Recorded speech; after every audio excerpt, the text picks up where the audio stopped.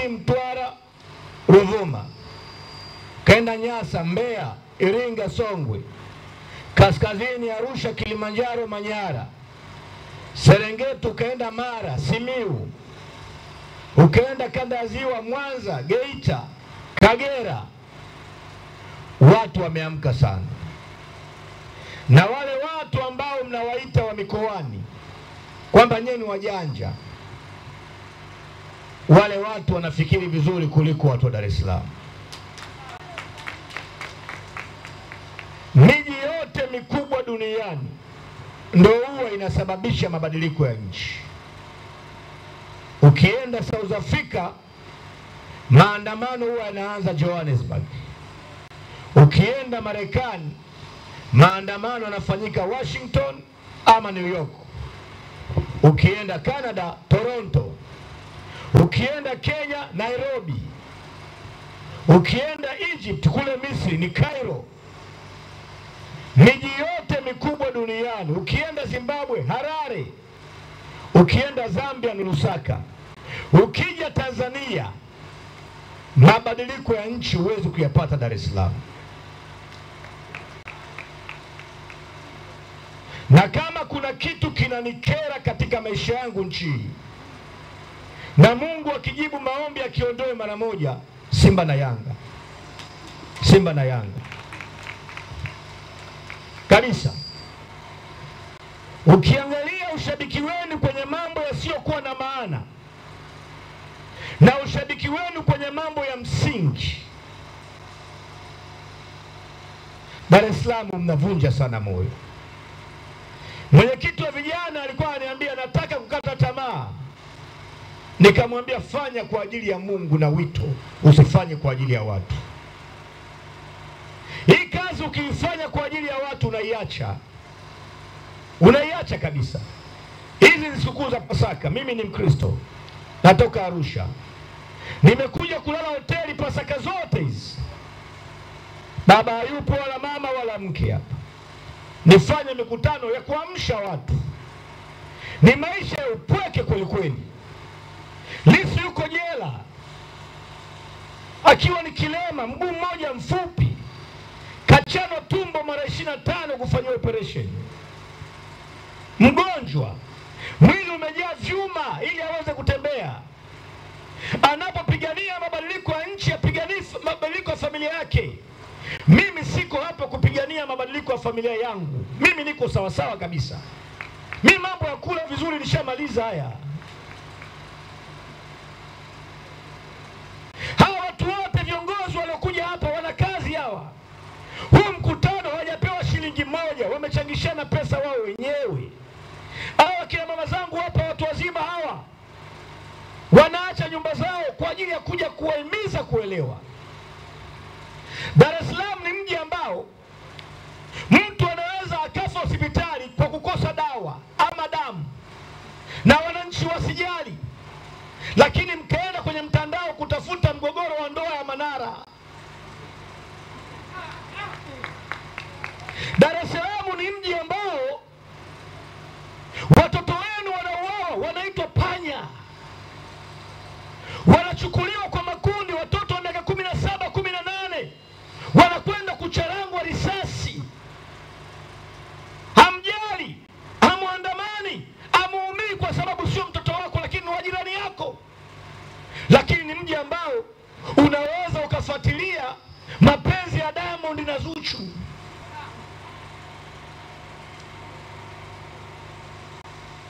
Kwamba Dar es Salaam eti mtu anajinyonga Simba imefungwa.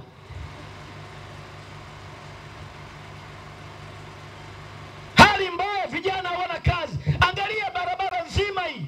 Mama zetu wanauza karanga barabarani, mahindi barabarani, samaki barabarani, mayai juu ya kichwa. Vijana wote wamekuwa madereva pikipiki. Dada zetu wote wamekuwa machagudoa kwa sababu ya umaskini. Alafu watu wa damu naleta uzembe men.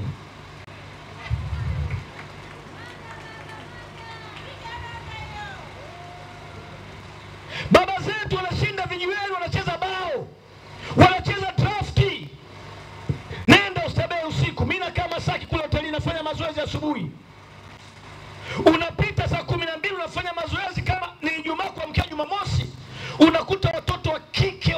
nusu uchi barabarani, wanauza miili yao shilingi 10 kwa sababu ya umaskini, na hao ni watoto wenu, alafu mnacheka nao moya.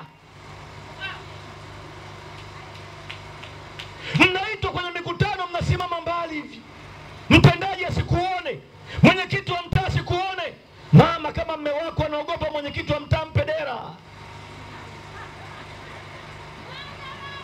Sisi tumekuja hapa kumchana Samia, kumchana Muliro, kumchana IGP, kumchana spika kwa ajili yenu. Amesema hapa mwenyekiti wa kanda, amesema hapa Boni, mimi nikitaka dili kesho ya kufanya kazi CCM, dili yoyote, na kuwa chawa. Kwa nashinda kuwa chawa mimi? Sina mwana na kuwa fara, mtanifanya nini? Lakini leo watu wanateseka nchi kwa ajili yenu. Huu mji huu hauwezi kufanya mageuzi kwa sababu mmechagua. Vijiwe vyote nchi ukienda, hasa Dar es Salaam, mpira tofauti na Arusha kabisa, tofauti na Mbeya, tofauti na Lindi na Mtwara ambao mnaona ni washamba. Ukienda Lindi unakuta watu wanauelewa, wanaongea maisha ya siasa. Siasa ndio inaamua maisha yenu. Siasa ndio inaamua hospitali ya mtoto wako. Siasa ndio inaamua shule ya mtoto wako. Siasa ndio inaamua barabara yako. Siasa ndio inaamua maji. Siasa ndio inaamua bili. Siasa inaamua sheria zote. Siasa inaamua mahakama iweje. Siasa inaamua polisi watendaje kazi. Siasa inaamua mshahara wa mke wako. Siasa inaamua kila kitu katika maisha yako. Hali zinazidi kuwa mbaya. Mnafundishwa misamiati ya uongo. Aliyekunyima wewe, aliyempa yule ndio amekunyima wewe. Uongo. Hakunaga Mungu wa hivyo. Ukikosa leo, inshallah shukuru utapata kesho. Ubaya, hiyo misamiati ya kibaya ni misamiati ya kimaskini.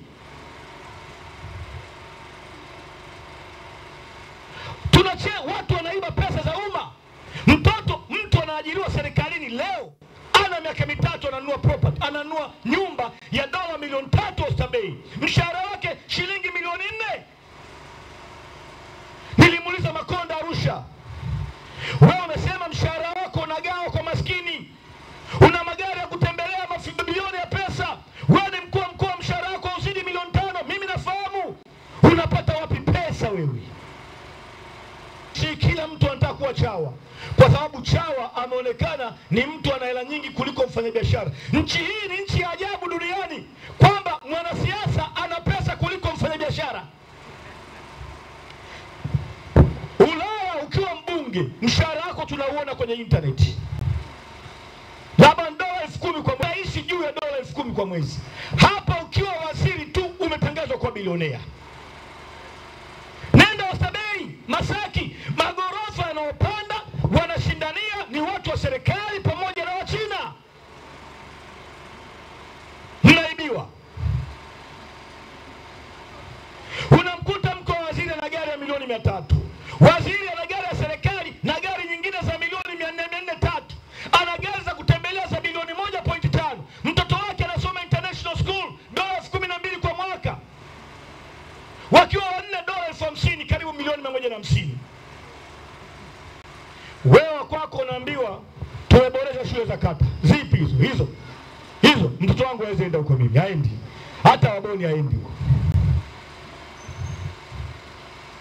Hali ni mbaya. Sasa nyie wazazi wetu, nyie wazee wetu ambao mko hapa, wazee wangu, tafuta uhuru kuliko kizazi cha sasa. Ukiniuliza mimi nakwambia wazee wetu waliotafuta uhuru walikuwa na maana kuliko kizazi cha sasa. Kizazi cha sasa hiki ambacho kina machawa, kingekuwa ndo kizazi cha mwaka 61, nchi hii singepata uhuru. Wazazi wetu hawakusoma, wakasema tupeleke vijana wetu shule wakasome, watakuja kusaidia wajukuu zetu. Bora msingi wapeleke shule, wamekuwa wezi, wameenda kujifunza kuiba. Hali inazidi kuwa mbaya. Maisha yanazidi kuwa magumu. Katika vijana 100 nchi, katika watu 100 nchi, vijana 70 chini, watu 70 chini ya miaka 30. Watu 70 chini ya miaka 30. Maana yake una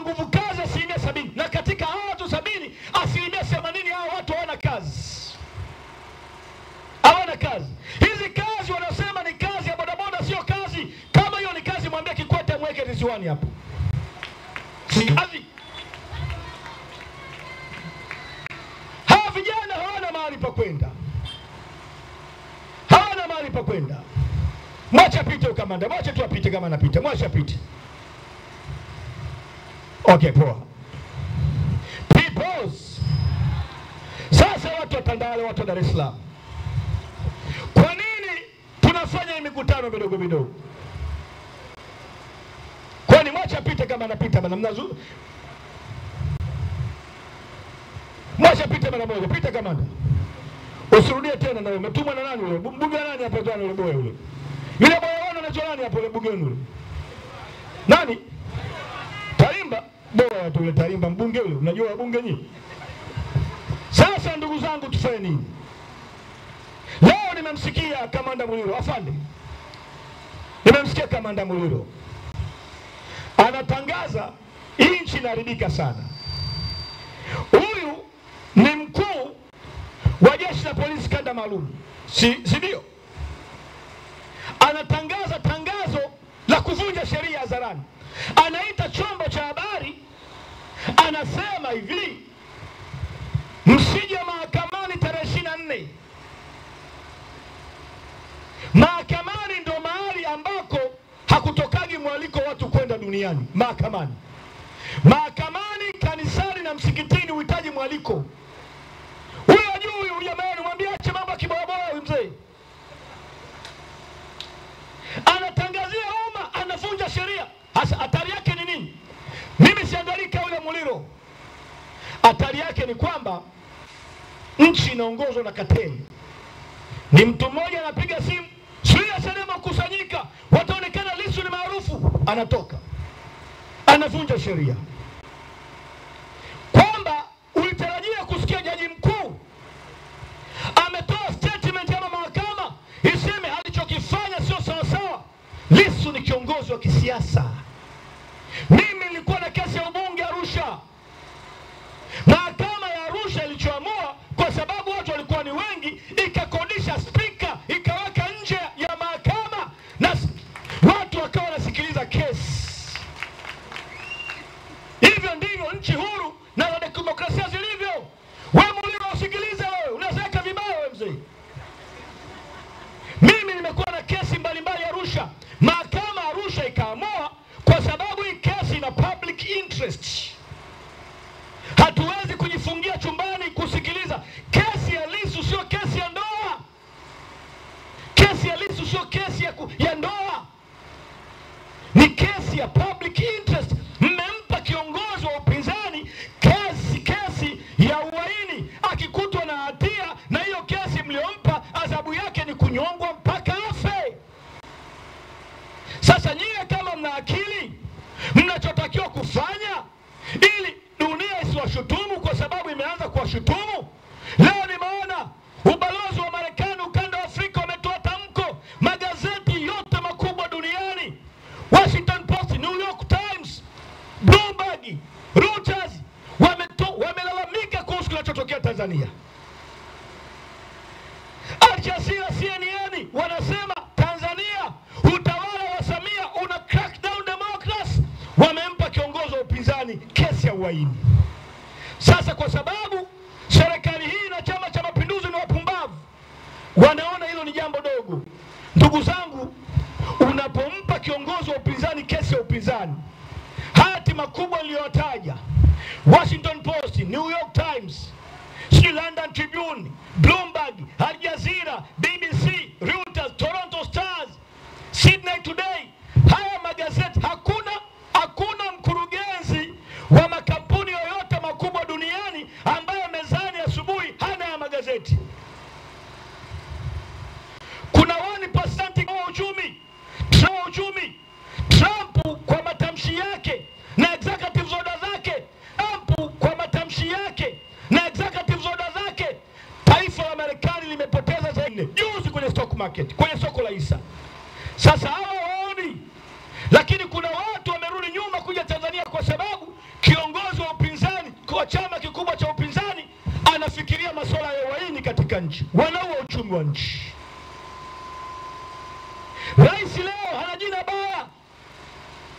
Gazeti anaandika akienda ka present deal yoyote watu hawamwamini, wanasema nchini kwake hakuna demokrasi na watu watakuana. Polisi hawa hawafahamu, wanaendelea kushabikia. Sasa leo kamanda wa polisi wa kanda maalum anasema ni marufuku kuja mahakamani. Amekonfirmu, amethibitisha uonevu ambao tumeusema kwamba hii ni kesi ya mchongo. Kama ni kesi ya kweli na mnataka mumhukumu kweli, funga spika nje ya mahakama, shauri liendelee, wananchi wakisikiliza, siku ukimhukumu.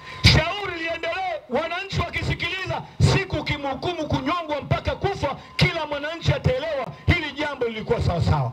Kenya, Raila akiwa na kesi mahakamani, televisheni ya taifa inakwenda mahakamani, inarusha kesi live, watu wanafuatilia kesi live. Lakini kwa nini wanafanya hivi? Kwa nini? Wana amani ya kufanya upumbavu. Yaani anaita press na kitambi chake, tarehe 24 marufuku mwananchi, kwa sababu wananchi nyie ni waoga. Tunapata tabu si kwa sababu polisi ni wakatili, tunapata tabu kwa sababu sisi ni waoga. Sisi ni waoga. Watu hawa wangekuwa kama Wakenya, asingeongea mambo hayo. Lakini ajua watanifanya nini. Na wamepiga mahesabu, tulio watoto wao wametufanya nini. Tumebambikiza kesi watoto wao wametufanya nini. Tumeiba uchaguzi wametufanya nini. Wametufanya nini. Na tunachowafundisha kufanya sio kuokota mawe na mapanga kukabiliana na polisi, ni kuwa wakamavu na mashujaa, ya kwamba haiwezekani tukaendelea kuishi hivi. Tutakwenda barabarani kwa amani, tutashikana mkono kwa amani, tupigane risasi mtuwe wote, watoto wetu wasije wakafa mfululizo mara nyingi katika siku zinazokuja. Mnachokifanya nyie ni kuchukua sadaka kwa ajili ya watoto. Hawa watoto hawa wanaona tunahutubia, wanajiuliza hawa wanasema nini, wazazi wao waelewi. Sasa chama chetu kimeona mateso mbalimbali nchi nzima. Ndugu zangu, mimi najua mateso jela, nimekaa jela mara nyingi. Najua watu wanaoambikizwa kesi, nimebambikizwa kesi mara nyingi. Mimi nimekwenda polisi zaidi ya mara 100 toka nimeingia kwenye siasa. Nimeenda mahakamani mara nyingi, nimekwenda jela mara nyingi. Nikisema kubambikiwa kesi, mimi najua kubambikiwa kesi maana yake nini. Hali ni mbaya.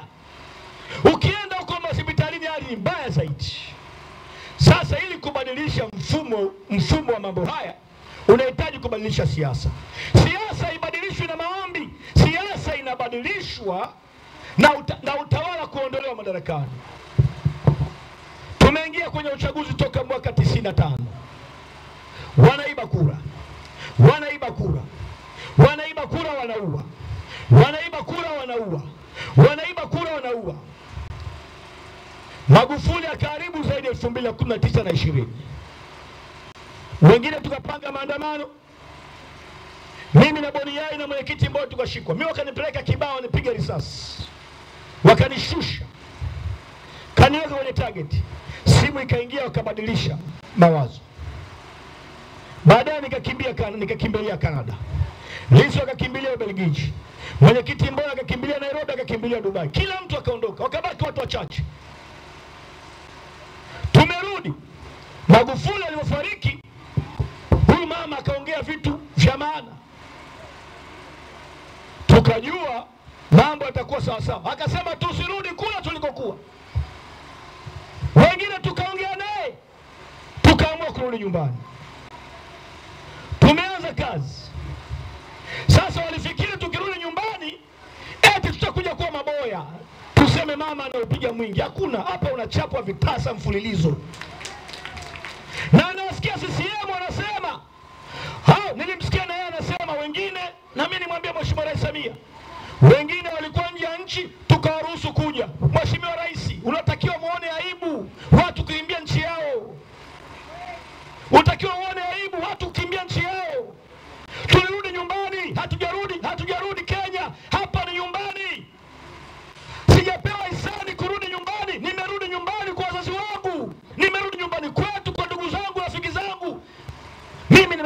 nchi nataka kuuawa. Leo nimerudi mnataka niwapigie magoti. No, no, no man, no, no, no, no, no, no. Tumerudi tumeanza kupiga vitasa. Wakaanza hawamheshimu mama. Kwanza Samia sio mama yangu wala sio mama yako. Ni rais wa Jamhuri ya Muungano wa Tanzania. Na nimesema Lindi, ili neno mama halitumiki bahati mbaya, wanatumia kimkakati. Eti ukitaka kumsema unaona aibu kama unamsema mama yako. Huyu ni rais wa Jamhuri ya Muungano wa Tanzania. Watu wakionewa, yeye anahusika. Barabara zikiwa mbovu, yeye anahusika. Kama hakuna madawa, yeye anahusika. Bunge lake, wabunge wake wasipotumikia wananchi, yeye anahusika. Watoto wetu wasipopata elimu nzuri, yeye anahusika. Atasema kama rais wa Jamhuri ya Muungano wa Tanzania na sio mama yetu. Hii mama ni mkakati. Mama amewezesha. Mama ni mpatanishi. Mama. Kwa kuna saa unakuwa kama bwege mama. Wewe usimseme mama. Mama. Okay, usimseme mama. Kwa ukitaka kumsema unaona kama unampiga mama yako hivi. Nikasanuka siku moja mimi. Nikasema ni rais na namna pekee ya kumsaidia Rais Samia asiende motoni ni kumwambia ukweli. Rais Samia sio mama yenu, ni mama yenu nyinyi. Wewe ni Abdul, wewe bwana ni Abdul wewe. Wewe ni Abdul, wewe ni yule mwani si mko mchenjero na tunani yule. Mko mchenjero na tunani yule. Wanu, kuna wanu hapa. Kuna wanu, mama wewe unauza mahindi ni wanu wewe. Hapa hakuna mama yake mtu. Huyu ni rais wa Jamhuri. Na mabango yote ukiona, mama ameleta umeme. Mama. Hawalitumii bahati mbaya. Linatumika kimkakati kwa sababu jina la mama ni jina kubwa sana katika maisha ya Jamhuri ya Muungano wa Tanzania. Atakaribiwa kama rais wa Jamhuri ya Muungano wa Tanzania, ataambiwa kama rais wa Jamhuri ya Muungano wa Tanzania, atakukosolewa kama rais wa Jamhuri ya Tanzania. Kama hataki kukosolewa, mimi naweza nikamchagulia kazi, aende Zanzibar, akae nyumbani, akae na mtoto wake, hatutamwambia kuhusu barabara, hatutamwambia kuhusu demokrasia. Lakini kama ni rais wa Jamhuri ya Muungano wa Tanzania, atasema kama rais na sio mama yetu. Sio mama yetu. Wala sio mama yako. Matatizo ya nchi yote, msimamizi mkuu wa nchi ni nani? Rais. Sasa kwa nini tunataka tume huru ya uchaguzi? Naomba watu wanne, makamanda pandeni hapa. Pandeni hapa. Ngoja niwaoneshe mfano. Mama njoo. Mama sio kama utajali njoo. Njoo. Mama njoo. Nataka mama njoo wewe. Mama njoo. Njoo wewe mama ka. Nataka mtu ambaye hajavaa nguo chama. Kamanda sogee hapa. Na nyinyi njoo hapa. Mbona damu na matisho sana nyinyi? Mbona amevimba sana vifua hapa? Unamtisha naye. Okay sawa. Ndugu zangu, kwa nini tunasema no reforms no election? Naomba mnisikilize.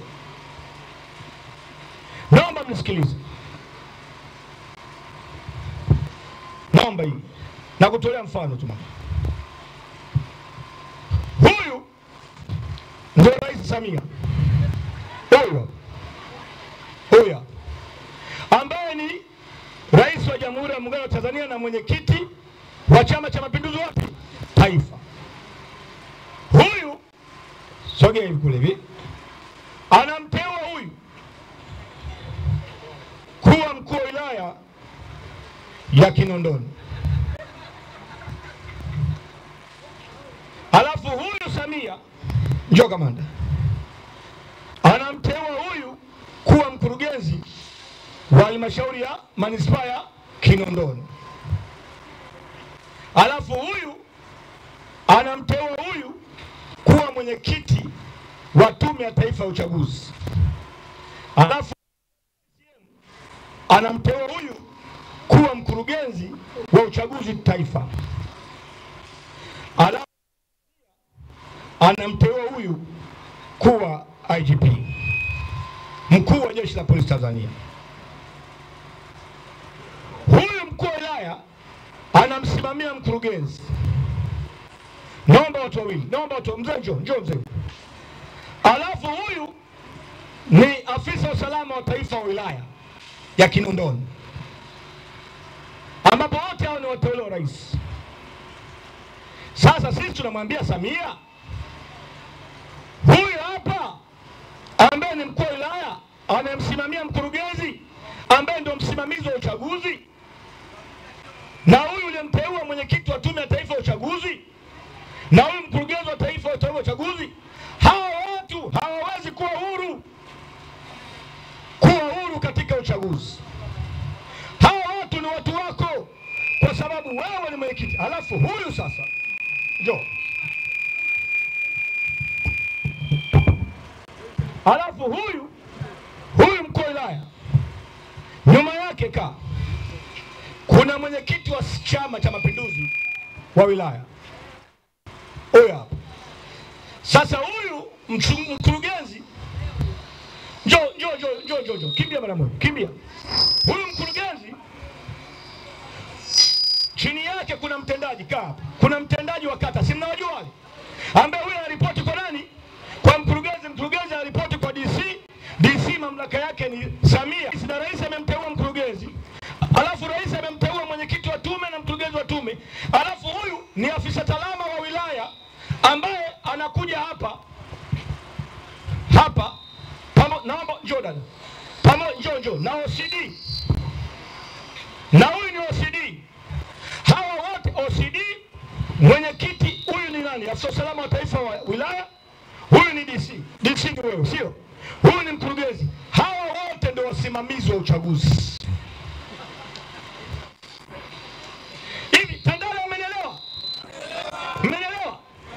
Sasa huyu anamwambia huyu aliyemteua, na anamwambia huyu hapo Kinondoni sitaki wapinzani. Huyu anachokifanya anamwambia mtendaji anachokifanya anamwambia mwalimu. Alafu kwenye kikao cha kamati ya ulinzi ya usalama ya wilaya wanajadili masuala ya ulinzi siku ya uchaguzi. Mwenyekiti wa hicho kikao ni DC, wajumbe ni mkurugenzi, mwenyekiti asisemu wilaya pamoja na hao hapa wawili, OCD na afisa salama wa taifa wa wilaya. Ndio maana huyu OCD anapokea maelekezo kutoka kwa mkuu wa wilaya, na mkuu wa wilaya anapokea maelekezo kutoka kwa Samia. Tunamwambia Samia, hii haiwezi kuwa tume huru. Wewe umeupiga mwingi mama, si umejenga barabara, si umewezesha vijana, si hakuna kama mama. Basi hii sio tume huru. Tuondolee haya ma-CCM hapa, tutengeneze tume huru, twende mtaani tukatafute kura, tuone nani mjanja. Hawataki.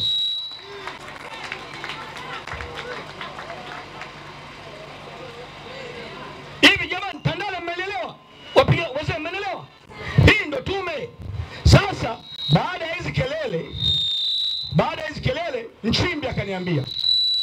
Nchimbi ameniambia eti sasa hivi wamemtoa huyu mkurugenzi. Wanasema hivi, wale wote watakaosimamia kwenye ngazi ya majimbo na wilaya waombe, lakini sifa ni nini? Moja, sifa ya uombaji moja hawe mtumishi mwandamizi wa serikali. Actually ni hatari kuliko hii, kwa sababu watakachokifanya ma-DSO, maafisa usalama vipenyo wote walioko kwenye kata na wapi, wataambiwa andikeni barua za maombi, alafu wanaofanya interview ni wao. Wakifanya interview, uchaguzi utasimamiwa na maafisa usalama wa taifa wilaya na makada wa Chama cha Mapinduzi. Sasa nawauliza Tandale, kwa sura hii kuna uchaguzi wa haki na uhuru hapa? Ikicheza Simba na Yanga, nende naomba kofia zangu hizo, mara mwisho tutampelekea Mama Samia hizo. Ikicheza Simba na Yanga, Manara akawa refa, mpira utakuwaje? Penalty itapatikana katikati. Uongo jamani? Sasa tunasema haya ndio mambo Lissu amesema, hatuwezi kuwa na tume hii. Ni tume ya kijinga. Lissu akasema tutaongoza watu kuasi sheria kandamizi. Tutawapeleka watu barabarani kwa amani kuasi sheria kandamizi, sheria ambazo hazitendi haki. Tukaenda kusini, walikuwa wanajua kusini ni ya kwao. Wakaona mikutano ya saa 2 asubuhi inajaa kuliko stendi ya Magufuli. Wanawake, vijana, kule kusini imeiva. Tulipofika Songea, nikamwambia mtu mmoja, nilimwambia Siku nilimwambia Mheshimiwa Lissu, nikamwambia na uhakika hii ziara wanaifunga. Akaniambia hawezi, kaambia wanafunga hii ziara. Tukaenda Mbinga, Nyasa. Tumetoka Nyasa tukarudi Mbinga. Kurudi Mbinga wakamkamata Lissu kumshika. Wakasema wewe ni muhaini. Wamekuja kumshika kwenye mkutano. Mimi nawaambia askari, huyu ni kiongozi wa siasa, mwenyekiti wa chama taifa. Kama mnamhitaji polisi, anahitaji wito, sio bunduki. Piga bunduki, risasi na mabomu mengi sana pale uwanjani. Kamkamata Lissu, wamemleta, wamempa kesi ya uhaini. Nimekwenda jela kumsalimu. Kaniambia neno hili, hata kama wataninyonga, msiache kupigania mabadiliko katika nchi yetu. Niko tayari kunyongwa. Na nawaonya, sitahitaji vikao vya gizani. Wacha waninyonge, kama waninyonga mimi nimeshakufa siku nyingi. Sasa nyie watu wa Tandale, sura hii ya timu hii ya uchaguzi, kuna uchaguzi hapa. Mlifanya uchaguzi wa serikali za mtaa hapa, walibandika watu wanavyotaka. Sasa huu uchaguzi tunasema hivi, no reforms no election. Polisi sikilizeni, tunaposema no reforms no election, hatuziri uchaguzi. Tutahamasisha watu kuelewa tunachokisema, kupinga sheria kandamizi. Tutaita maandamano makubwa ya amani katika siku zinazokuja kukataa hali hii ya kisiasa. Sasa mheshimiwa, mbona watu ni uoga? Itakuwaje? Twendeni mpaka mwanzo wa bahari. Tukose njia, Mungu ataonesha njia. Twendeni mpaka mwanzo wa bahari. Mimi sina wasiwasi na mabadiliko nchi. Sina wasiwasi. Wasiwasi nilionao ni watu wakikata tamaa. Kama tukate tamaa, hata kama tunaita mkutano, tunakutana watu 10, tunaongea, tunaelewana, twendeni mpaka mwanzo wa bahari. Twendeni pole pole. Tukichoka, apokee kijiti mtu mwingine akimbize nyimbo mbio. Tukichoka, hiko siku tutafika katika mafanikio. Ni heri kama uko hapa mwana CCM, ni heri ukachagua mateso pamoja na haki kuliko starehe pamoja na dhulma, kwa sababu dhulma itafika mwisho. Kazi ya kupigania haki ni kazi ya Mungu. Msichoke. Nyie Dar es Salaam, nyie mkiamua kesho nchi hii kubadilika, mkaingia watu 100,000 barabarani, hawa watu hawafanye kitu chochote. Polisi nchi wafike 44 wote nchi wote. Ili kila polisi amkabili mtu mmoja, inatakiwa achukue polisi wote nchi nzima. Kwa nini tukiandamana maandamano yetu hayapati heshima? Ni kwa sababu moja tu, tunaandamana wachache. Ukiweka watu 20,000 barabarani, hawa watu kesho wanaita kikao. Na kuambia wanaita kikao Ikulu, njooni tuongee, mnataka nini? Na hicho kikao Rais Samia ndio atakuwa anamiminia watu chai, kwa sababu kutakuwa na heshima kwamba umma umeamka. Sasa hivi unaona wanaongea ovyo. Ukimsikiza yule mzee Wasira, yule ni kama kila saa kanyo kwenyaji. Ropoka tu. Wanaongea ovyo kwa sababu wanawatazama nyie. Wanawatazama. Juzi wakati Lissu anakamatwa, matukio mengi yakatengenezwa. Mara si Zalisa nani? Si Zalisa atinga na benzi ni nini Zalisa. Alafu unakuta watu wadaki jiweni kabisa na ndevu. Sema watu wadadi ni kawaloga hao. Pita vijiweni sasa hivi. Na wanajua.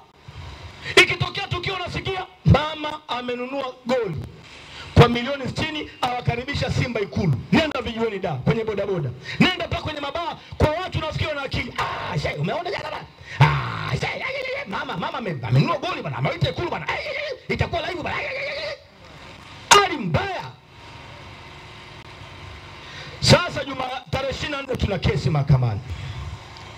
Muliro ametangaza anatakiwa weko lock up Muliro kwa sababu amevunja sheria.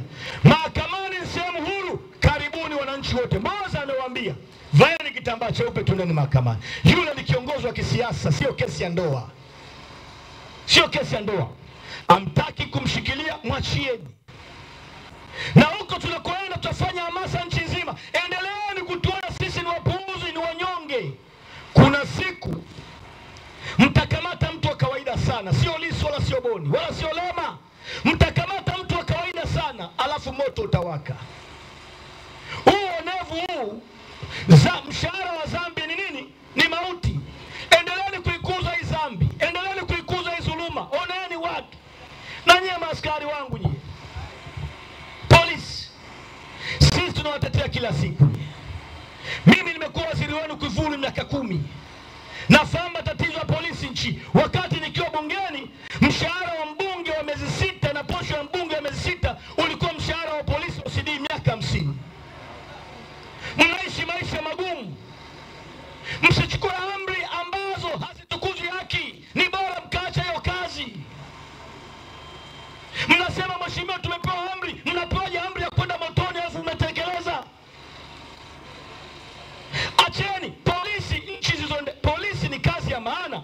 Hakuna kazi bora duniani kama kazi ya polisi na kazi ya jeshi, kwa sababu it's a noble work. Ni kazi ya heshima. Wakati wenzenu watu wamelala, nyie mnatembea usiku, mmekuja hapa kulinda tusiumie. Mvua ikinyesha mko barabarani, jua likiwa kali mko barabarani kwa mishahara midogo. Risasi nyie mnakimbia bila hata kujua aliyepiga yuko wapi. Hamna hata nguo za kuzuia risasi. Kazi yenu ni noble work, ni kazi ya maana. Itukuzeni kazi yenu kwa matendo mema, kataeni amri batili. Mimi ningekuwa polisi na mwambia OCD, shika nyota yako, shika nguo yako. Huu ni uonevu. Niweke ndama nifukuze kazi. Mungu atafungua njia nyingine ukifukuzwa kazi kwa ajili ya haki. Nilipata ofa hapa ya kuwa mbunge wa CCM Arusha. Na ofa iletwa na mkurugenzi wa usalama wa taifa Kipilimba, Bashiru, Magufuli na Kitwanga. Magufuli anataka mimi niwe mbunge Arusha mjini. Nilikataa. Nilipokataa wakaniletea visa. Nikakimbia nchi. Kama kuna kitu sitakani msahau Magufuli kwenye maisha yangu, ni kunikimbiza nchi. Kanifungulia njia nyingi sana za maisha. Nyingi sana. Na ndio nikalikumbuka ile neno linasema nilikuwa kijana na sasa ni mzee, sijaona mtoto mwenye haki akiomba chakula. Kama kuna mahali Magufuli amenisaidia ni kunipiga mpira mpaka nikakimbia nchi. Hiyo amenisaidia kwa kweli. Kanifungulia dili za kimataifa, kanifungulia michongo ya kisawasawa. Niko vizuri kweli kweli. Maana yake nini askari? Usinganganie kazi ya milioni kwa mwezi kwa kuua mtu. Usinganganie kazi ya milioni kwa mwezi kwa kuwa task force ya kuua mtoto wa mtu. Acha hiyo kazi, njoo endesha bodaboda. Mungu atafungua njia ya maisha yako. Nyie ndio mnatumika kuiba uchaguzi. Mliona uchaguzi wa Dar es Salaam. Baada ya kutumia uchaguzi, Boni amesema pa Sergeant Kiinua Mgongo shingapi? Milioni 14. Milioni 14 kamanda wangu mnapeleka wapi? Unapeleka wapi milioni 14? Ndio sababu polisi wengi wakistaafu, fanya utafiti, wanakufa na kiharusi. Anarudi nyumbani, anauliza bei ya kiwanja, anaambiwa milioni 50. Akicheki benki ana milioni 14. Amenunua nguo mpya rudi kijini vizuri, zibaki milioni 12. Unasikia kesho yake story. Baba alikuwa anaangalia mpira, akasema anasikia kizunguzungu, akaomba maji, ndio hivyo bwana akamchukua. Sio bwana, amechukuliwa na ugumu wa maisha kwa sababu ametumikishwa miaka mingi na amelipwa pesa kidogo. Sasa ndugu zangu, chama chetu ili kiweze kutembea, hii mikutano ili iweze kufanyika, watu waweze leo kuna viongozi wengi hapa wako hapa. Hapa mwenyekiti wa vijana kutakiwa kuwa hapa. Tungekuwa na rasilimali ya kutosha, mwenyekiti wa kanda hapa angefungua mkutano, akaondoka, akaenda labda Manzese, akaendelea kukamua pamoja na katibu wa mkoa pale. Mimi nikabaki hapa na wenzangu. Hapa kuna watu kama 20, wote wanaweza wakaongea na kuhamasisha na kuelewesha watu. Lakini wote tumekutana katika mkutano mmoja kwa sababu hatuna rasilimali ya kutosha kufanya mikutano mingi. Tunaomba msaada wenu. Naomba kila mtu achukue namba yake ya simu, niwape namba ya M-Pesa ya Chadema ambao unaweza ukachangia shilingi 200, shilingi 300, shilingi 500, shilingi 1000, milioni mpaka shilingi 10,000. Chukua hata kama una pesa leo, andika hiyo namba. Andika hiyo namba. Na ni rahisi sana. Tena andika hiyo namba. Andika 0744 44. Haona? Hata kama asante mpenzi. 0744 44 69 69. Nirudie sio? 0744. Iandike kabisa Chadema M-Pesa. 0744 44 69 69. Andika Chadema M-Pesa. Kumbuka kila mara weka shilingi 500, weka shilingi 1000, weka shilingi 10000. Mkiwa watu milioni, mkatupa shilingi 1000 kila mwezi ni bilioni 1. Mkiwa watu milioni, mkatupa 5,500 kila siku ni shilingi bilioni 5. Unaweza ukajaribu sasa kutuma pesa ikakataa. Nimeambiwa jana tena usiku pale Tabata ilikuwa inagoma kuingiza. Nimeambiwa kila tukio na mikutano ya hadhara wanashusha ile wave ya kwenye ile namba. Wanashusha ili pesa ishinde kuingia. Wanazuia pesa nyingi. Siku ile ya uzinduzi walizuia zaidi ya milioni 400 kuingia kwenye akaunti yetu ya chama. Lakini tusikate tamaa, kwa sababu hatuna njia nyingine ya kupata pesa zaidi ya kuomba pesa zenu ndogo ndogo. Na tunataka mjali kabisa kwa njia hiyo. Weka shilingi 2000, shilingi 5000. Tunaomba sana. Naomba nirudie namba hii. 0744 44 69 69. Iko namba maalumu ya kujirudia kwamba unaweka pesa yako, unasema ukato kila mwezi pengine shilingi 1000. Hiyo namba waoneni viongozi wetu wa kata, watawafundisha namna ya kujiunga. Ikifika mwisho wa mwezi unakatwa moja kwa moja. Mimi nakatwa kila mwezi pesa, na sasa napeleka kila wiki nikatwa 50,000. Maana yake kila mwezi nachangia shilingi 200,000. Tukipata watu 100,000 wanachanga shilingi 10,000, ni bilioni 1 watakuwa natupa. Hao watu tunao kwenye mfumo wetu tu wa chama. Tuna viongozi karibu 50,000 kuanzia matawi, kijiji, mpaka ngazi ya kata, mpaka wilaya, mpaka jimbo, mpaka taifa. Hao wakijiunga wote, maana yake ni kwamba tutakuwa na uwezo wa kusanya karibu bilioni 1 mpaka bilioni 2 kila mwezi, ili chama chenu kiweze kutembea.